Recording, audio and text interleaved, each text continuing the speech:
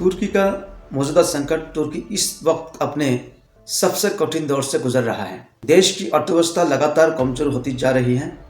महंगाई का स्तर 75% के पहुंच चुका है और तुर्की की लीरा डॉलर के मुकाबले बुरी तरह टूट चुकी है। हालत इतनी बिगड़ चुकी है कि कई शहरों में लोग पूरी रात बेकारी के बाहर कतारों में खड़े रहते हैं कि सिर्फ एक ब्रेड पाने के लिए। खाने पीने की चीज़ों की कीमतों आसमान छू रही है। अनाज के भंडार तेजी से खत्म हो रहे हैं।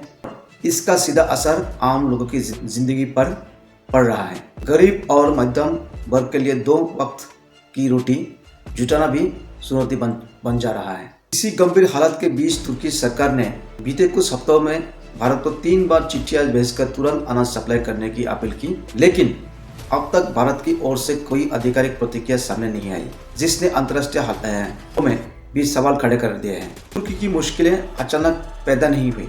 पिछले 2 सालों में लीरा की कीमत तेजी से गिरी और आयात महंगा होता चला गया और घरेलू अनाज उत्पादन भी घट गया।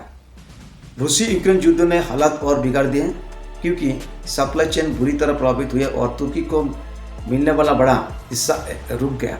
कई विशेषज्ञ दे रहे हैं कि अगर हालत ऐसे ही रही तो तुर्की को आने वाले हफ्तों में फूड इमरजेंसी घोषित करनी पड़ सकती है।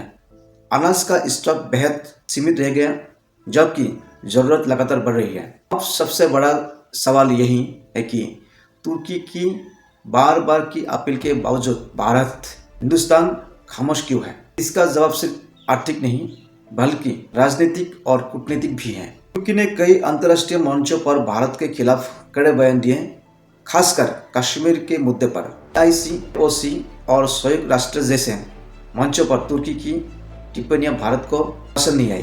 पाकिस्तान के साथ तुर्की की नज़दीकी भी भारत के लिए हमेशा चिंता का विषय रही है। भारत की दुविधा ऐसे में आज जब तुर्की भारत से मदद मांग रहा है तो भारत ये सोचने को मजबूर है कि क्या उस देश को तुरंत सहायता करना सही होगा जिसने अतीत में भारत के खिलाफ आवाज़ उठाई थी। तुर्की के पास विकल्प अब बहुत कम बचे हैं। रूस और यूक्रेन युद्ध में उलझे हैं। चीन और पाकिस्तान से अनाज मिल तो सकता है लेकिन ना कीमतों में अनुकूल है और ना ही क्वालिटी तुर्की के मानकों पर खरी उतरती है। यही वजह है कि तुर्की नज़रें पूरी तरह भारत पर टिकी हुई है। भारत को दुनिया के सबसे भरोसेमंद और स्थिर अनाज सप्लाई देशों में गिना जाता है कि संतुलित विदेश नीति और दूसरी ओर भारत अपनी विदेश नीति बेहद सोच समझकर चला रहे हैं। इस समय भारत इजराइल, सऊदी अरब, UAE और कई यूरोपीय देशों के अनाज भेज रहे हैं। ये वो देश हैं जिनके साथ भारत के रिश्ते भरोसे और सम्मान पर टिके हैं। भारत का संदेश साफ है, हम मानवीय मदद के पक्ष में हैं, लेकिन जब बात देश की हितों और सम्मान की हो तो हर फैसला सोच समझ कर लिया जाएगा। आज का भारत किसी भी कूटनीतिक दबाव में नहीं चाहता।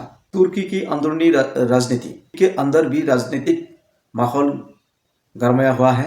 विपक्ष खुलकर कह रहा है कि अगर सरकार ने भारत के साथ रिश्ते बेहतर रखे होते तो आज अनाज की इतनी किल्लत नहीं होती। राष्ट्रपति रेचेप तैयप एर्दोगान की लोकप्रियता गिर रही है, जनता में गुस्सा बढ़ रहा है और सरकार पर दबाव है कि वो अपनी विदेश नीति में बदलाव करे और भारत से रिश्ते सुधारे।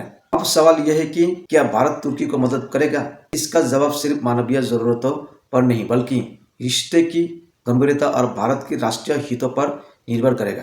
दुनिया अब समझ रहा है कि भारत वही कदम उठाता है जो देश की भलाई और सम्मान को मजबूत करे। तुर्की की मदद पर भारत का फैसला सिर्फ अनाज भेजने तक सीमित नहीं होगी बल्कि ये दोनों देशों के भविष्य के रिश्तों की दिशा भी तय करेगा। इस बारे में आपको क्या लगता है, भारत को मदद भेजना चाहिए तुर्की में या मदद रोक देना चाहिए? कमेंट में अपना राय जरूर बताइए और मिलते हैं अगले वीडियो में। तब तक अपना ख्याल रखिए।